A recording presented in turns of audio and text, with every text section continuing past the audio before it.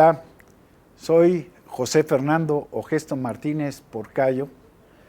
Tengo una historia larga en la materia electoral y en este tribunal. Me tocó integrar la primera institución que resolvía jurisdiccionalmente los problemas electorales en 1988, el Tribunal de lo Contencioso Electoral. Fui magistrado supernumerario con un grupo de extraordinarios compañeros magistrados, todos ellos profesores. Era más o menos el perfil para poder integrar ese tribunal. Estuvimos varios profesores de la Facultad de Derecho de la UNAM y de la Escuela Libre de Derecho. Muy buenos recuerdos. Más adelante les platicaré cómo se integró, quiénes lo integraron. Después me tocó la transición al Tribunal Federal Electoral. Fui también magistrado fundador. Me tocó ser magistrado en la Sala Regional de Jalapa, donde fui su presidente en 2 procesos electorales. Y después, por tercera ocasión, repetí como magistrado. Fui el único de los magistrados con don José Luis de la Pesa que repetimos en la función jurisdiccional, y fui magistrado de la Sala Superior de este tribunal actual, del Tribunal Electoral del Poder Judicial de la Federación. Entonces tengo algo que contar en la materia electoral. Me da mucho gusto estar en este programa.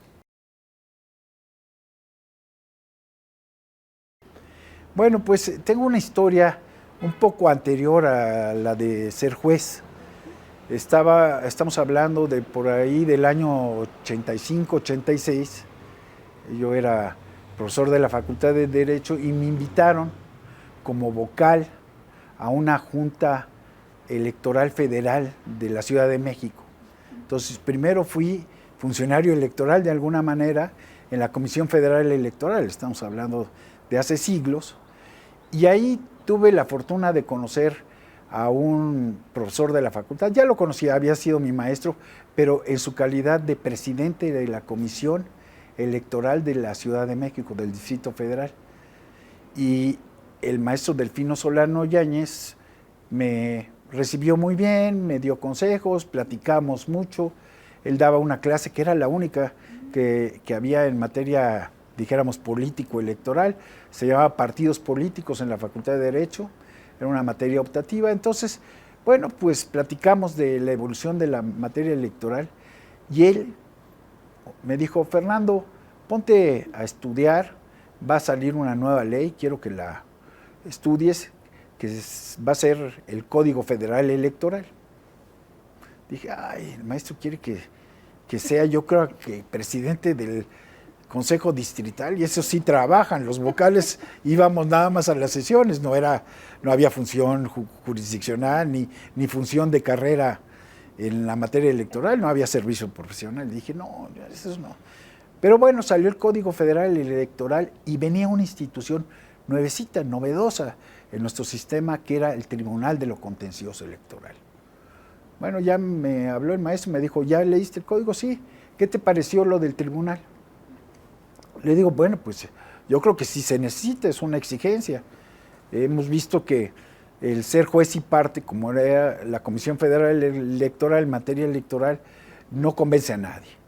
Entonces me dijo, oye, Fernando, yo sé que estás muy joven y que no tienes ninguna oportunidad, pero te voy a proponer para que integres ese tribunal. Dije, bueno, la verdad no tengo experiencia en la materia, ni he sido juez, ni... No, Fernando, mira, estás muy joven, no vas a salir, pero va a ser para que tu nombre suene en los ámbitos. Pues muy bien, maestro. Y ya después un día me habló, me dice, oye, ya van a venir los nombramientos. Quiero que te acuerdes que yo te propuse, si es que llegas a pasar. Por si llegas a pasar, yo quiero ser presidente del tribunal. Ah, muy bien, maestro, pues ni me digas, si llego, cuente con mi apoyo.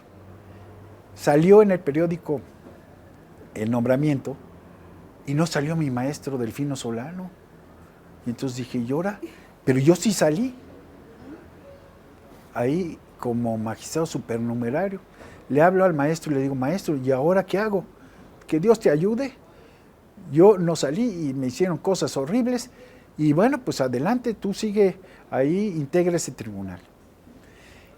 Te platico, Gaby, que entre los que quisieron ser magistrados en ese entonces, que salieron entre los precandidatos, estaba el maestro Burgoa. Había gente de primerísimo nivel, grandes profesores, gente muy conocida en el ámbito jurídico y en el político.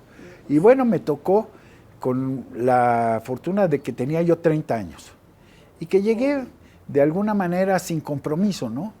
Porque quien me había propuesto era un profesor de la facultad y no llegó él. No sé, te digo, esa fue mi primera relación con la materia jurídico-electoral y con el tribunal. Y nos toca una de las elecciones más difíciles que ha tenido nuestro país, que fue la elección entre el licenciado Carlos Salinas de Gortari y el ingeniero Cuauhtémoc Cárdenas, en un contexto político muy novedoso, porque en realidad integrantes del propio Partido Revolucionario Institucional, inconformes como se había desarrollado, dijéramos, la política del partido, se separaron y formaron uno nuevo. El ingeniero Cárdenas, Porfirio Muñoz Ledo, en fin, una serie de priistas muy connotados, con mucha experiencia y con, dijéramos, con legítimo derecho a ocupar las plazas que les negaron, ¿verdad? Entonces se separaron del PRI y se unieron a una izquierda también que tenía muchos años, muy añeja, como el ingeniero, ahí se me va, Castillo, que era un líder de la izquierda, en fin, y se formó una coalición contraria. Y todos recuerdan que hubo dijéramos, el elemento definitorio de que esa elección se cayó el sistema. Y a nosotros nos tocaba revisar la legalidad, pero con muchísimas limitaciones. El Tribunal Contencioso Electoral era un tribunal más bien administrativo que realmente de plena jurisdicción. Entonces tenía facultades de revisión muy limitadas, no podía declarar la nulidad de una elección, lo único que podía hacer es pedirle a la Comisión Federal no expidiera las constancias relativas, sobre todo de diputados o de senadores. En relación con la elección presidencial, tenía muy pocas facultades. Es más, los medios de prueba que se podían presentar eran documentales públicas, las cuales nunca llegaron al tribunal, porque se quedaron en la Cámara de Diputados. Entonces el tribunal hizo, con los elementos que tenía, un papel que creo que cumplió. Los que hicieron un papel espantoso fueron los del colegio electoral, que calificaron la elección. Fue un verdadero caos y eso demostró que era necesario que hubiera una resolución jurisdiccional de los problemas y no por vía política. Entonces ahí empezó a fortalecerse nuestro tribunal.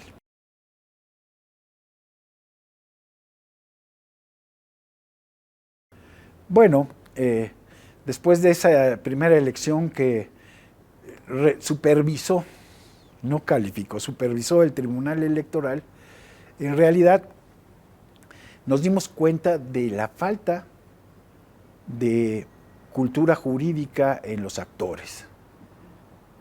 Es decir, los partidos políticos no tenían, dijéramos, la costumbre ni los conocimientos suficientes para establecer un litigio jurídico, para dirimir sus controversias ante un juez. La cultura política era resolver los conflictos de manera política, no jurídica. Entonces, el reto era hacer que los partidos políticos confiaran en la nueva institución, ya Tribunal Federal Electoral. Entonces, lo que hicimos, poco ortodoxo, tal vez, teníamos un centro de capacitación judicial electoral. Y la idea que permeaba era que ese centro capacitara a los integrantes del tribunal.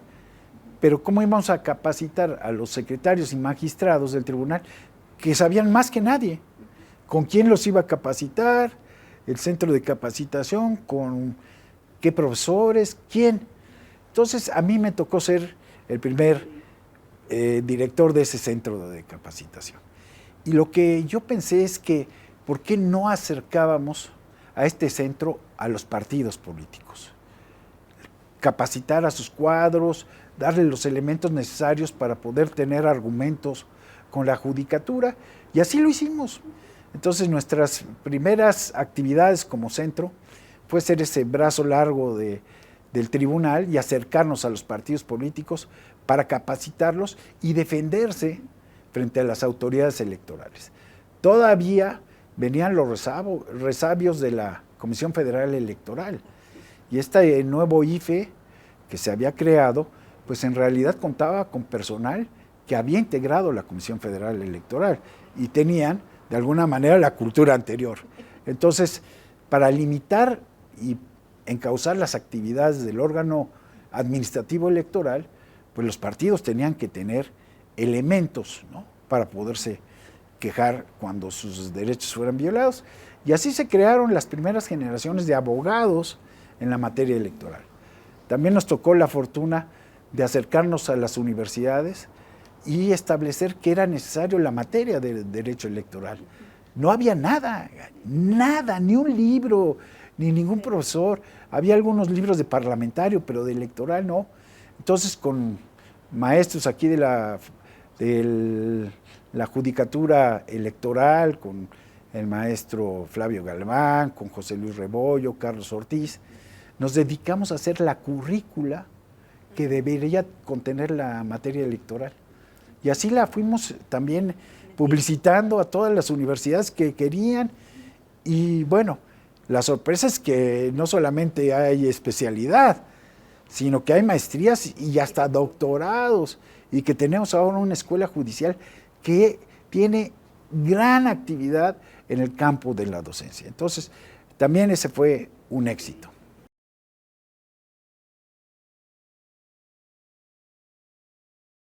Mira, la verdad es que me ha tocado durante tantos años ver el diseño de la materia electoral, y bueno, en un momento dado fue muy importante crear un sistema de partidos políticos. La verdad es que con el partido hegemónico, los partidos de oposición o eran meramente testimoniales o eran grupos de presión que no buscaban el poder. Entonces, el país pues realmente no tenía una verdadera vida democrática. Desde el punto de vista, dijéramos, doctrinal, a través de reformas electorales se fue creando un sistema que primero creara a los partidos políticos, desde su constitucionalización, porque no estaban en la Constitución, hasta darles los elementos realmente para su desarrollo. Entonces fue toda una construcción muy importante para fortalecer la competencia electoral. Después, este sistema empezó a tener sus problemas, por ejemplo, con los candidatos independientes, porque antes los únicos que podían presentar candidaturas eran los partidos. Entonces, cuando vino el candidato independiente, se abrió una puerta para empezar a debilitar a estas instituciones. Y también ellos no hacen mucho para tener, dijéramos, la mejor de las opiniones y dijéramos, confianza de la ciudadanía. ¿Qué está pasando? Desde mi punto de vista, y esta es la oportunidad que yo veo. La ciudadanía no quiere participar con los partidos políticos. Sin embargo, los canales que tiene la ley están hechos para partidos políticos. Entonces, las agrupaciones ciudadanas, que claro, pueden tener sus candidatos, no solamente promover el voto en abstracto o promover la competencia en abstracto, sí, tienen intereses, pero no tienen que canalizarlos necesariamente a través de las estructuras partidistas. A ver, una agrupación civil quiere apoyar a un candidato y a las gentes, convencerlas, no por la vía partidaria, sino en la vía comunitaria. Oye, vamos a hacer unos pósters, gasto de campaña, se la carga al partido. Entonces, ¿cómo participan? Todo ese nuevo canal de actividad cívica no solamente debe de encontrar el cauce jurídico, sino los apoyos jurídicos. Ahí es a donde es necesaria una reforma para tomar en cuenta no ahora los partidos, no ahora las autoridades electorales, a los ciudadanos. Crear canales amplios de participación con el apoyo de las propias instituciones y con apoyo económico, financiero, de medios de publicidad, en fin. No necesitas ser partido para contar con esos elementos.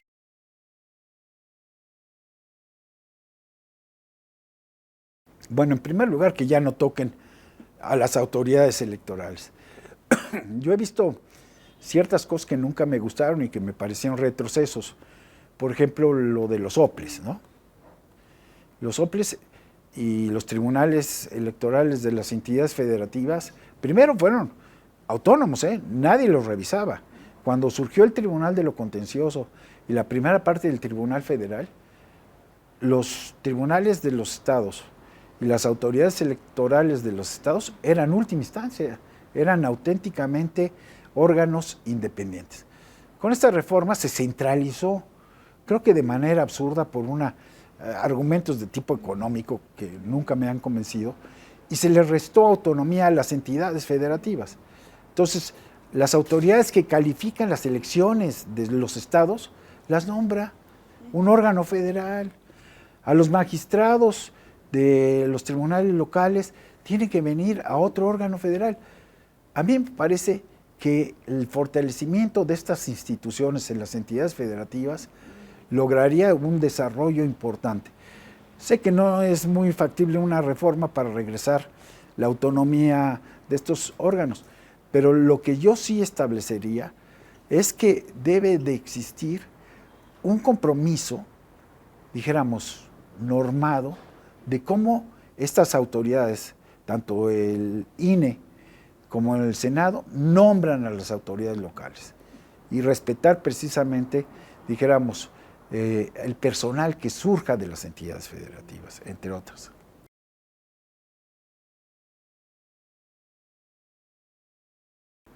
Bueno, la verdad es que se encuentran bajo presión nunca vista.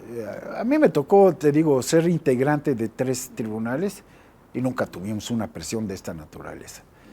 La verdad es que también con una visión desde el Ejecutivo y del Legislativo que establece que este tipo de autoridades autónomas de alguna manera son onerosas y de alguna manera limitan los derechos de los ciudadanos, es totalmente injusta, injustificada. No sé, quien no conozca la historia y no ha visto el desarrollo democrático del país puede, dijéramos, achacarles a las autoridades algún retroceso. Son pilares de la democracia. Estoy convencido de que sin tribunales electorales y sin instituciones administrativas electorales no podría haber elecciones confiables, transparentes, verdaderamente objetivas, que respondan a la voluntad ciudadana. Entonces, esos ataques que está sufriendo la autoridad para vulnerar su autonomía y para debilitarlos, me parece ser que son nunca vistos y que sí ha debilitado a las instituciones electorales. Entonces, por ese lado, y después las presiones internas.